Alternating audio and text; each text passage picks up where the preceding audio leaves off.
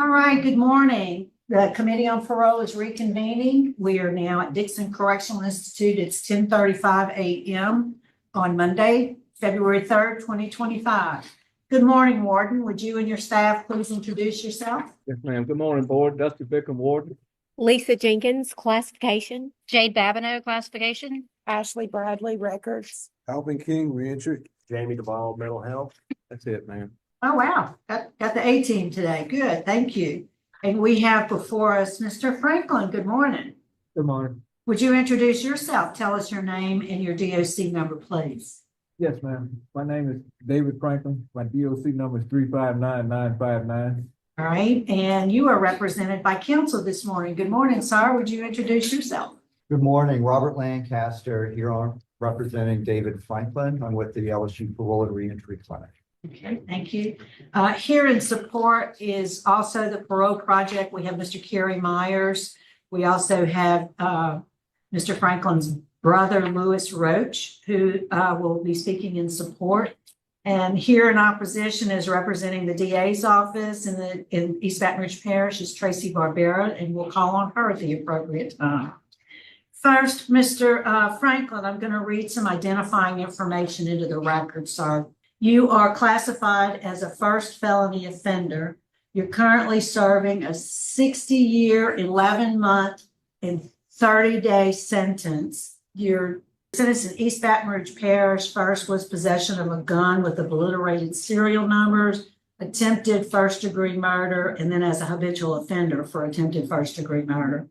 You have a parole eligibility date, which was August 1st, 2021, and your good time release date is November 14, 2058. Is that information correct, Mr. Franklin? Yes, ma'am. Mr. Lancaster, first we'd like to ask your client to give us some background information about why he's in prison and why does he think we should vote favorably, unless you would like to make that presentation. Ms. Renato, I think Mr. Franklin is prepared to address the committee. It's best that you hear from him. Okay, great. So, Mr. Franklin, we'd like to hear from you, sir. Tell us what led you to prison, why you're in jail, and why do you think we ought to vote for your parole today? Yes, ma'am. I would like to first take responsibility for what I've done and would like to let you know that I'm remorseful for what I've done.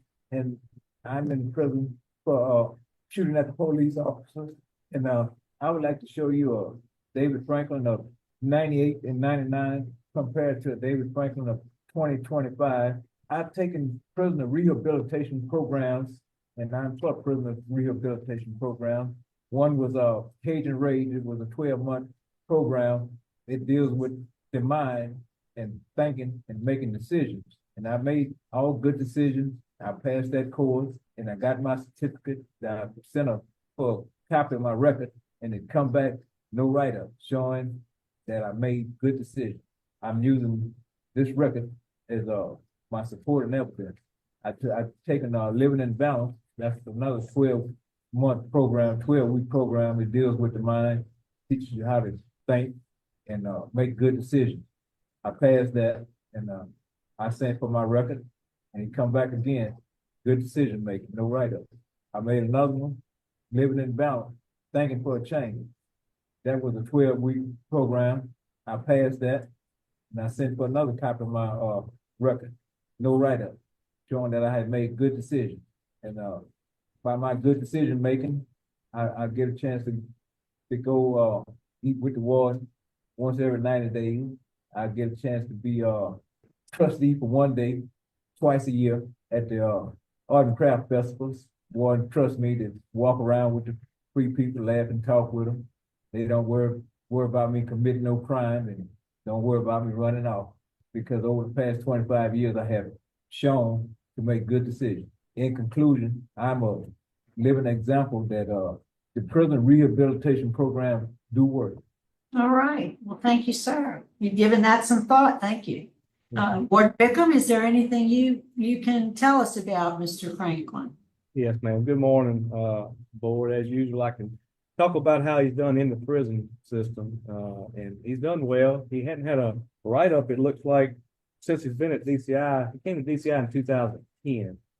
But his last write-up, it looked like it was 07 was a low court, maybe 03 or something, I can't remember, but 04 was his last high court write-up. So he has stayed out of trouble, disciplinary trouble for numerous years. He has a couple of jobs. He works as a helps clean the bathrooms, but also in a hobby shop, which is, he led to talking about being a trustee for a day or twice a year at our arts and crafts show. DCI hosts the arts and crafts show, and being that he's a hobby shop orderly, and some of that hobby shop is what's sold, we do allow him to be a trustee for those days to kind of be out there and help with that.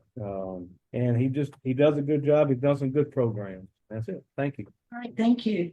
Mr. Lancaster, would you like us to hear from those who are here in support? When would you like to make your presentation? If it pleases the committee, I can make my presentation prior to your vote. Okay. We'll hear from Mr. Myers first, Parole Project. Thank you. Good morning. Kerry Myers with Louisiana Parole Project. And we're here on behalf of David Franklin. We were at David's previous parole hearing. As David explained, and his record shows, since he's been at DCI, he's had no disciplinary infractions. He's had the same job for 15 years, which shows his stability. He's trusted by the administration and the staff. We believe David would be an ideal candidate for Parole Project's program. Not only would he have our support, he has the support of his family. David is now in his mid-60s. He has served 25 years of this sentence. And we believe David is no threat to society. We would just ask that this parole board consider these factors today and grant David's parole. Thank you. Mr. Roach, could we hear from you? Okay. Can you hear me now? We can. Can you hear Okay. us? Yes, ma'am. Okay. Well, David is my brother, my younger brother. I mean, and David has always been a hardworking, reliable plumber. He's got skills. He made a mistake. I mean, it's crazy and outlandish as it might have been. I think he's learned his lesson. He's gonna have full support. Okay, he's not gonna have any problems fitting back in. For me, our father, our family, we all want him home. We're all gonna support him. And we talk every Sunday, and from the conversations we have, he's grown a lot. He's grown a lot. And I would appreciate, if he gets consideration for release. He's paid his debt, I think. Um, he's never been a bad person. He made some mistakes like all of us, but I think that shouldn't be a death sentence. But I hope you guys give him another chance. Thank you. And thank you, Mr. Roach. Okay, at this time, before we hear from the DA, Mr. Lancaster, we'd like to hear from you. Or Mr. Knotts and members of the committee. Law Clinic represented Mr. Franklin when he had his hearing back in November of 2022. And we're here today continuing our representation of him.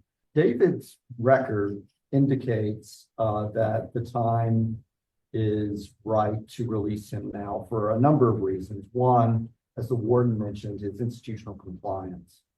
Throughout his 25 years of incarceration, he only has 7 write-ups. The last in 07 was a low court write-up. The last B court write-up was 20 years ago in 2004. He's a pride member here at Dixon, so he's recognized for being an inmate that shows leadership and compliance with the rules. He has a low Tiger score, so the risk assessment used by the Department of Corrections indicates that he's a low risk should he be released. His work ethic in prison demonstrates that he's a hard worker. As the warden mentioned, he does have 2 jobs. He asked David what he does in prison. He said he's the mop. And he's had that job for 15 years, also orderly of the hobby shop. The factors that were in his life in 1998 and 1999, the time of these crimes, where he had a series of really bad decisions, have been addressed. He's, had 100 hours pre-release in 2021, Cage Your Rage in 2022, victim impact in 2022, life of recovery in 2021. He was denied parole in 2022, and he didn't let that in any way stop his progress. And he's committed himself to additional programming since then, which I think demonstrates his real focus and determination to prepare himself for release, but also to continue to address those issues present in his life at the time the crime occurred. In 2023, he completed Celebrate Recovery. Thinking and that lack of thinking is really what led to his criminal behavior in his life prior to prison. He's also had Living in Balance in 2023, Nurturing Parent in 2023. So a significant amount of programming. As far as employment is concerned, he did receive a DCI Service Recognition Award in 2024, indicating the institution's view of his contributions. Also, OSHA Career Safe Training in 2024 as well. He has significant support now, as Mr. Myers mentioned. The Louisiana Parole Project is prepared to assist him for as long as necessary. He has very strong family support. He can live with his father in Baker, join the family's plumbing business there. And being in East Baton Rouge Parish in Baker, the Parole Project continue to have significant input into his reentry.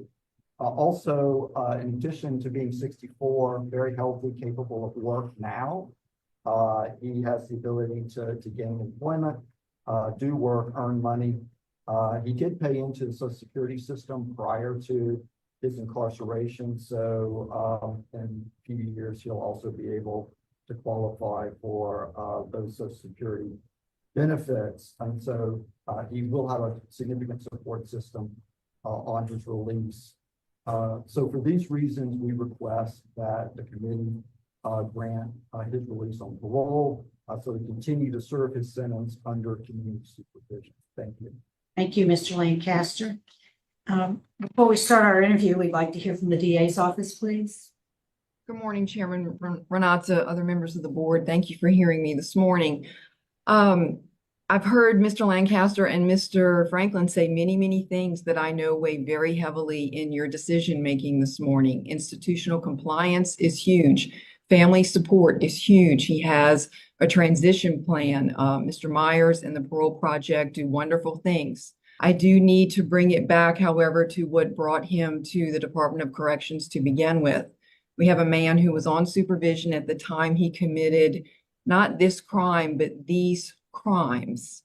We have two separate dates of incident here, and I would ask that you remember what was going on. In the first incident, he had a problem with a family member, and he told that family member when the police arrived, he would shoot them. If the police arrived, I will shoot them. The police arrived, and he did fire at them. He escaped. That was the first incident in December of 1998. In the second incident in May of 1999, imagine these law enforcement officers, what was going on in their mind, how they were putting their life on the line that day. They were going to locate and arrest a man who had an outstanding warrant for attempting to kill a police officer. So they went to that house and went into that bedroom, and Mr. Franklin came within inches of facing multiple counts of first-degree murder.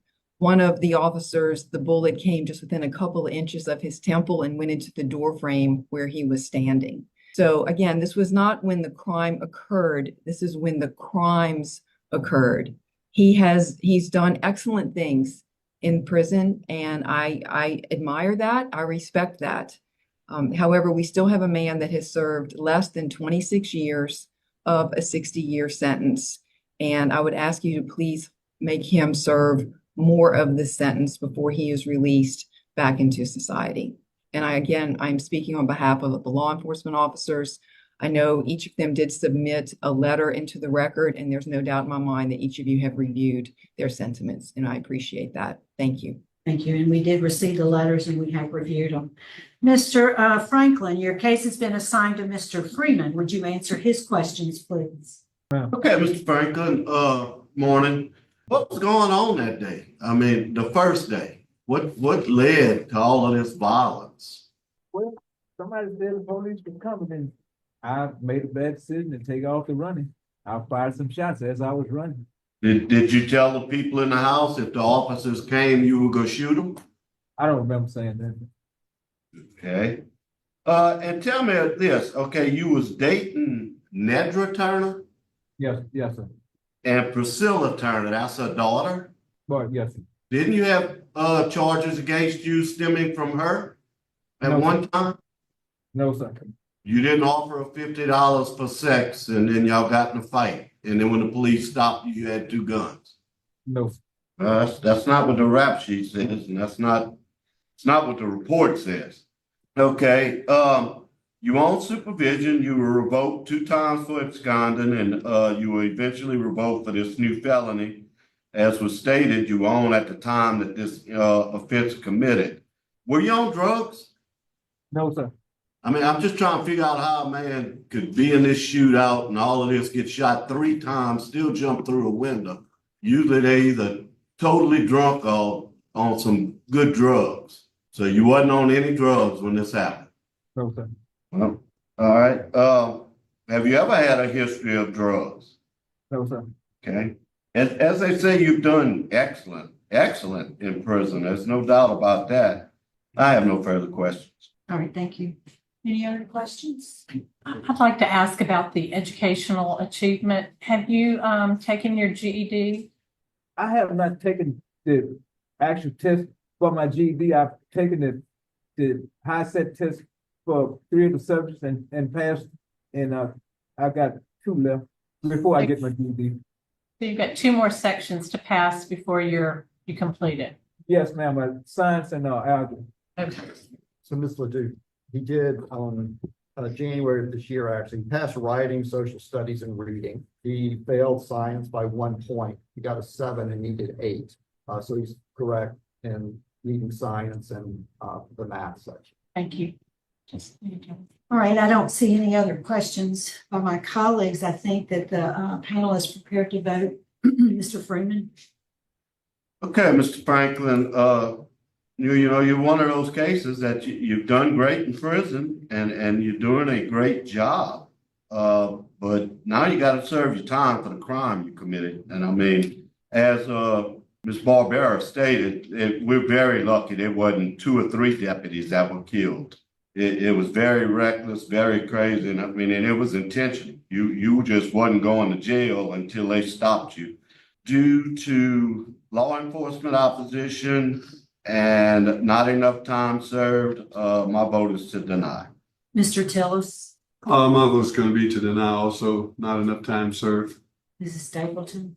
I concur with that, but I would also add that you have lied about previous charges that we had, that you did try to rape a 14-year-old, and that led to an argument, and they found 2 weapons in your vehicle, and it was pled down to indecent behavior with a juvenile, and then it was pled down to possession of a firearm with an obliteration of a serial number. So, and you denied that completely. So I concur with all that, but then I'm going to add that to it. Ms. Ledoux? I concur with Mr. Freeman. Mr. Franklin, I do agree. I am so pleased to see. I mean, I saw you the last time and we indicated that you needed more programs and you did do more programs since your last hearing. You've done some really good programs, Thinking for Change, Celebrate Recovery, and others that's going to assist you. But I have to say that because of the victim opposition, and I agree with the district attorney's office, it's just at this time insufficient time served on the 60-year sentence. So keep doing what you're doing, Mr. Franklin. We'll hope to see you again as soon as you're eligible. Good luck to you, sir. Thank you. Thank you. Our business, it's 10:57. We'll sign off. Thank you.